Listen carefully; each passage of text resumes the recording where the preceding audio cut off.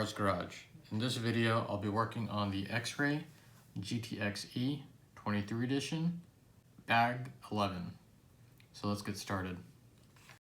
Be careful opening this up. There are a lot of small parts, so definitely take care and put it in a container so you don't lose anything.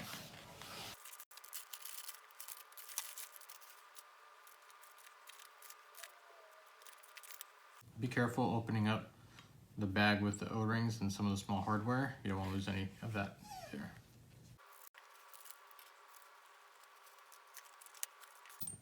Alright, so the first thing we're going to do is we're going to set up our shock shafts with our pistons. And we're going to need all of our shock shafts. Additionally, we're going to need our lock nuts. They're going to be M2.5 lock nuts. We have our shock shafts, our M2.5 lock nuts. We're also going to need our 2.5 by 6 by 0.5 shims, which are going to be these. And it looks like we're going to install the 6-hole pistons that have the 1.2 millimeter holes. So when you take, it's kind of cool that they give you a bunch of different pistons. So when you look at the pistons, let's see if I can get this, you'll have markings 1, 2, 1, 4, 1, 3. So we're going to use the 1, 2 pistons. So we're going to need 4 of those. It's kind of cool that they give not only the 6-hole pistons, they also give, looks like 8-hole pistons in the kit. Okay, so you can go ahead and take your flush cutters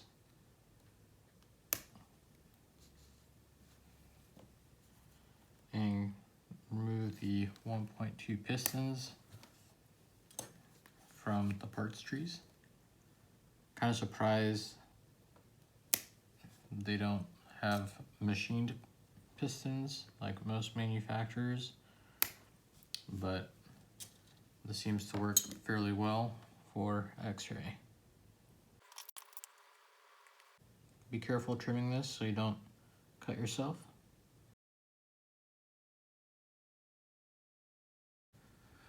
So take note of the orientation of the piston itself. So you can see that the piston is actually flat on one side and it is actually, I guess, rounded on the other side. It's kind of raised up, kind of see that. So the flat is going to be facing up on the shock shaft. So how you're going to install it is you're going to take your shim or washer, going to go ahead and install that on the shaft. Then you're going to install the piston with the flat side facing up, and you can tell that by the 1.2 on there. So you go ahead and install that, and then lastly you'll install your 2.5 lock nut. You can hold it with your shock tool and then tighten down. And don't tighten it down too tight because it will warp the piston. So once you feel it snug up, you're good. And piston doesn't move. You can see the threads are in the nylock, so this one's good to go. Now you can do the same thing for the rest of the 4.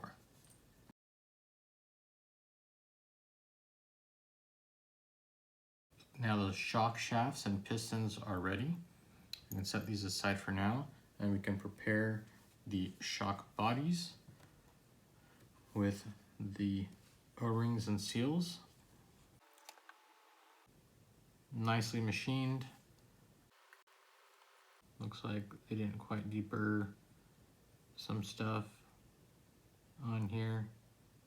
Some of the threads are kind of hard, might be hard to see. Right there, some of the threads are kind of really rough. So hopefully that doesn't cut anything, any of the O-rings, and will still allow for smooth installation. All right, so we're gonna need our O-rings. We're gonna need the medium-sized O-rings, and we're gonna need all these red O-rings, 2 per shock. Okay.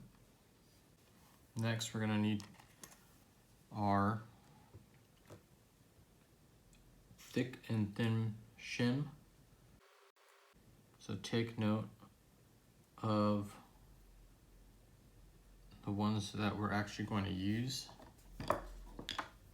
So according to the manual, we're going to use this shim and this shim. So take note of the orientation. You have this large post on the parts tree. So we're going to use this one and this one. Be careful trimming these because they are small. You don't want to cut yourself. Probably not necessary because these edges don't see any seals and they're not gonna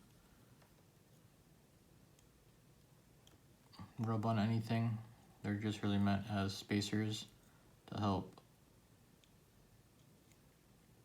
the O-rings compress a little bit and squish. So the way we're gonna install these is we're gonna put a little bit of oil on. So put a little bit of oil onto this O-ring here. Just make sure that it's lubed up. We can put it over the bottom thread. Just bring it down and make it sit nice and flush. Next, we're going to install the thin shim, and the thin shim has a large OD, large outer diameter, and a smaller outer diameter. So the smaller outer diameter is going to be facing down in this orientation I'm installing it in. So go ahead and drop that in.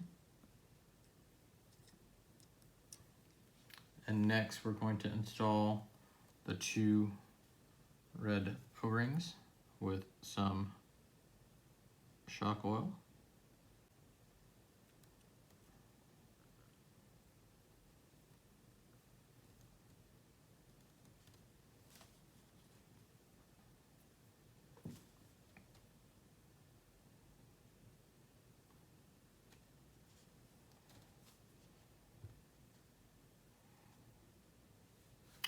And then we're going to install this thick shim with the large OD facing down in this orientation.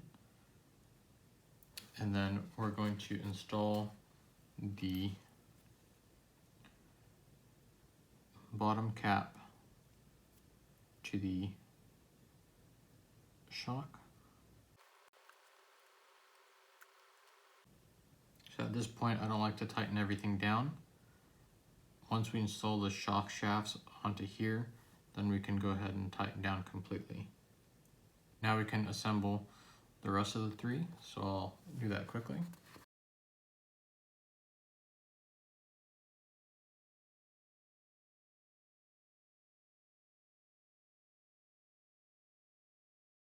Alright, so now we can install the shock shafts into the shock bodies. So what we're going to do is put a little bit of shock oil onto the shaft. So that way when we install it, we don't rip the O-rings and it goes through nice and smooth. So as you're installing it, you want to rotate the shaft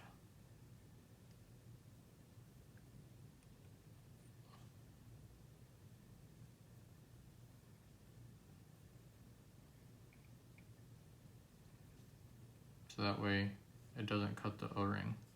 And now since the shaft is installed, you can go ahead and tighten down the bottom cap on the shock. And hand tight. Everything moves nice and smooth. So we can do the same thing for the rest of them.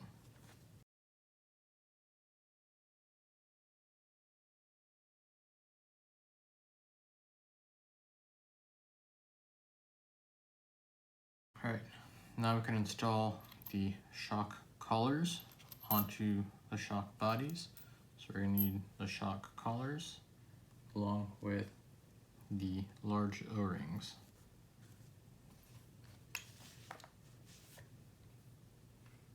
So the large O-rings are size 0, 18 by 1.8 millimeters.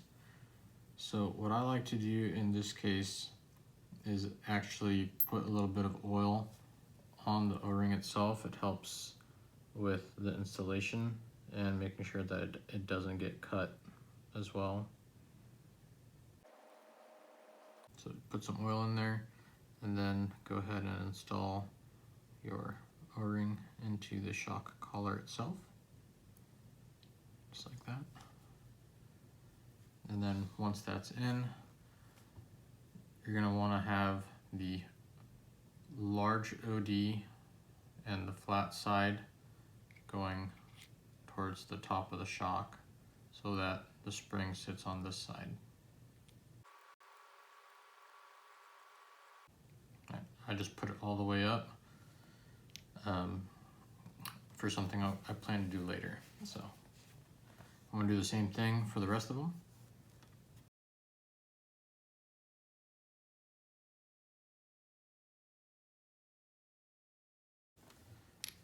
Now the shock bodies are assembled, we can install the rod ends onto the shock shafts.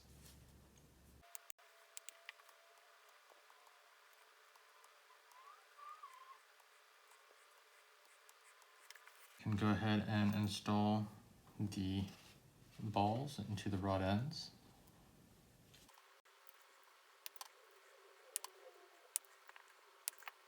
Now we can go ahead and install the rod ends onto the shock shafts. And the initial setting is to have 0.5 millimeter of threads showing.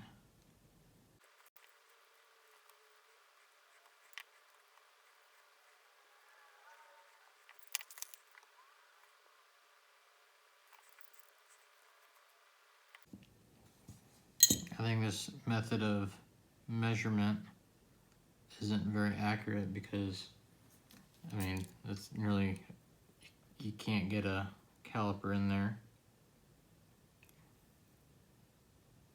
So you kind of have to eyeball it.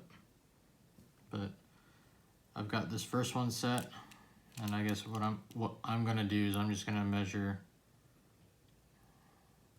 the total length here.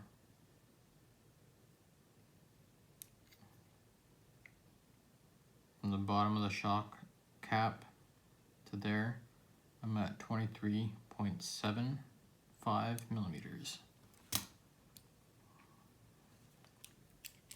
So I want to make sure that the rest of my shocks are going to be the same.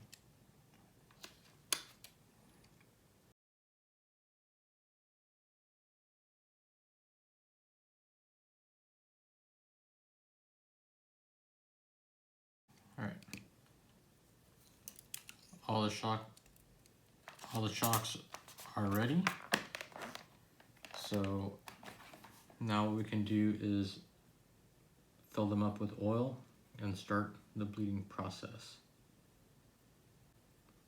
So what I'm going to do is I'm going to use my 8-scale buggy stand that I 3D printed, and I was playing around with paint, so it's painted gold.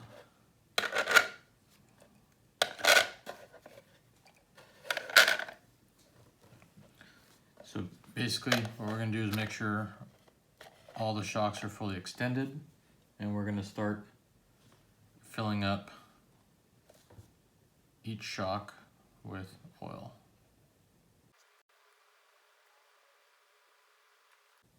And they barely gave enough to fill it up. There's barely anything left in there. So now what we're going to do is we're going to move the shock shafts up and down a few times to release any trapped air bubbles that's beneath the piston itself. So you want to do that very slowly.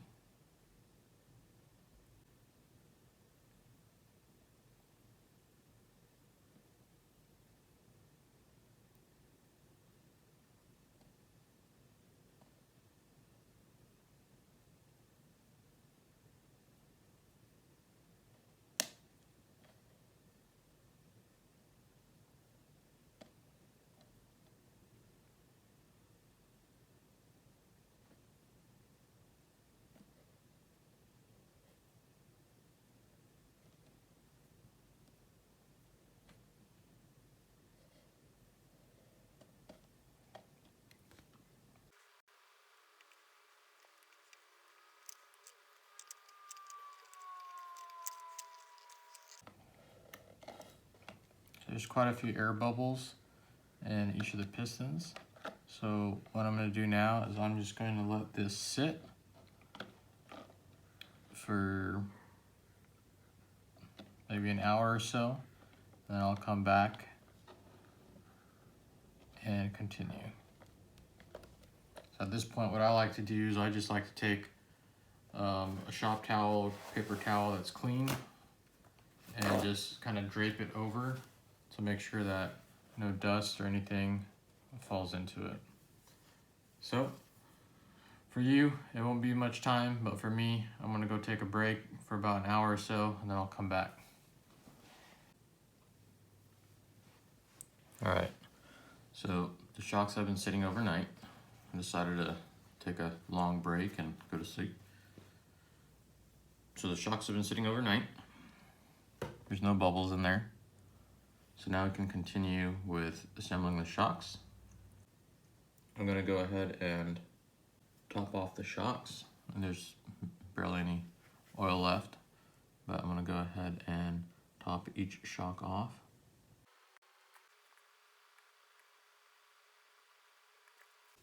So next we're gonna need, let me put this aside real quick. Next we're gonna need our shock caps and the shock membranes.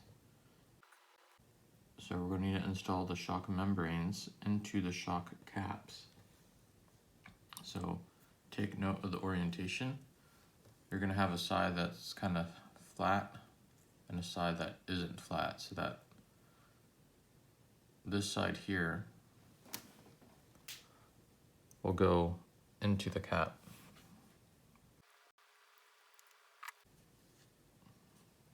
And then what we can do is we're gonna take one of our shocks, and I'm gonna get a microfiber towel ready because it's probably gonna get messy. I wanna make sure everything's fully extended. We're gonna tighten the shock cap halfway. So that's fully tightened down. So I'm gonna back it off a little bit. And what we're gonna do is gently compress the shock shaft into the body and let the excess oil flow out through the holes. And then we're gonna go ahead and tighten down the cap.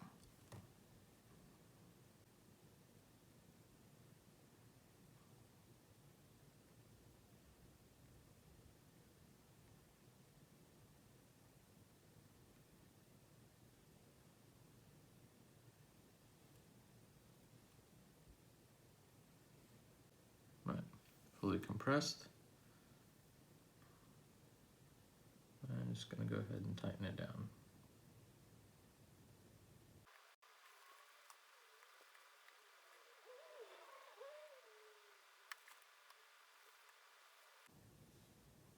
So the shock barely has any rebound, and that's kind of what we wanted.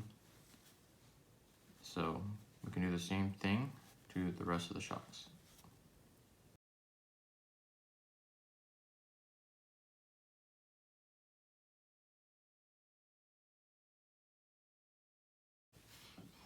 All right, now we can assemble the shocks with the eyelets on the top, the springs, and spring cups. So we're going to need the spring cups.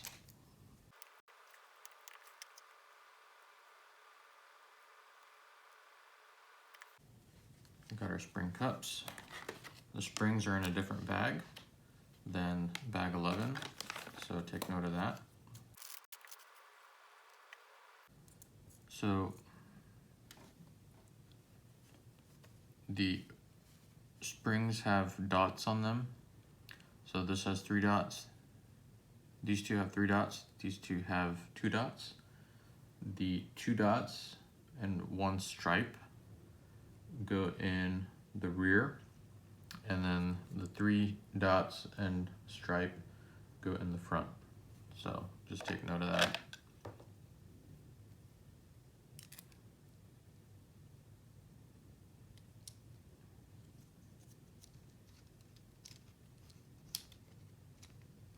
And all you have to do is slide on the spring, compress it a bit to get the bottom perch on, and you're ready to go. This is easier to do when the shock collar itself is all the way up. Now we need to install the eyelets, so we're going to need 4 of these. And we're also going to need these pieces off this parts tree. It shows that we also need some O-rings, but I don't see those O-rings in the packaging I opened. I'm gonna get these out and prep these.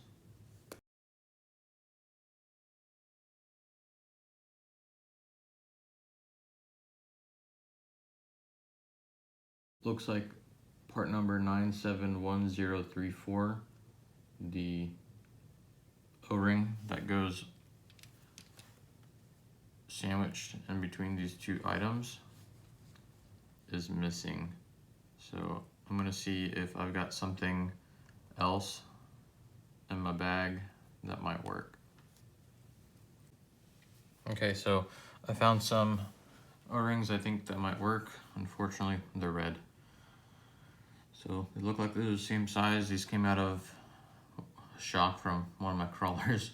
So let's see how this works. So we're gonna take this longer piece, install the O-ring on there, and then all we gotta do is insert the 2 like so onto the shock cap. And there we go. I can go ahead and do the rest.